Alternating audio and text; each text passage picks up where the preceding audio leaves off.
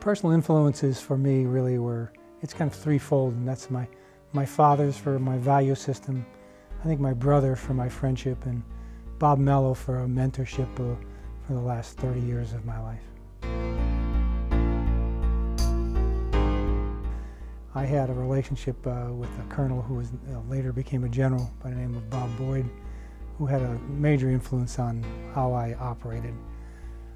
I spent 8 years with Governor Casey in his administration as the Secretary for Department of Community Affairs, and I think his leadership of the Commonwealth had an impact on how I do business.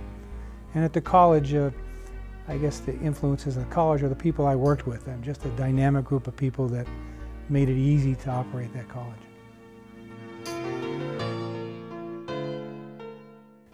I'm curious about young people and how they perceive their education. It's a very interesting dynamic that occurs from the transition of young people when they leave high school and enter into their college years or their working years. You know, there's always the controversy between management and leadership, and I think there are a lot of managers, but there aren't a lot of leaders, and I think teaching young people to be leaders is very important. Sometimes when you make a decision very quickly, you haven't had the opportunity to digest all the information. I think the longer you wait, sometimes things work themselves out before you can make a decision that impacts long-term on something you really wanted to do. I have two, really, building an environmental center up in Covington Township for the college. A center that really creates an environment where young people, K through 12 and college students, can learn about different energy opportunities. And long term for that is the decision to look at a cancer called mesothelioma, which really impacts on people who have an exposure to asbestos. Working with young people, I think that it keeps you young, and it keeps you on your toes.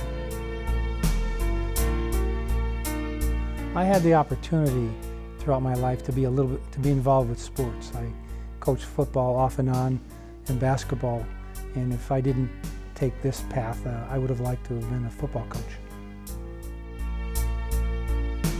So I started out with a 20-year career in the military, and that led me to an opportunity to work with Governor Casey during his administration as the Secretary of Department of Community Affairs, which gave me the opportunity to be involved in education and then go into the college environment. And after the college environment, working with a lot of economic development and training opportunities led me to the idea of putting out my own company to bring a completely new aspect to my life. My first wife, who died from cancer of mesothelioma, really set the stage for what I want to do. I think there's a national tragedy about to occur in 10 to 20 years, and I'd like that legacy to be that environmental center and how we can do the research to prevent that cancer from spreading as it might do. You have to have courage to be able to stand up and do things. You have to have a commitment to your job and your profession. You have to have candor. You have to be able to, it's a little more than just telling the truth. You have to be able to tell the truth when it's difficult to be able to say the truth. You have to be comfortable in the leadership role and to be able to impart your value system on the young people. That's easy. I'm a closet Republican, have been all my life, and I voted that way in every presidential election.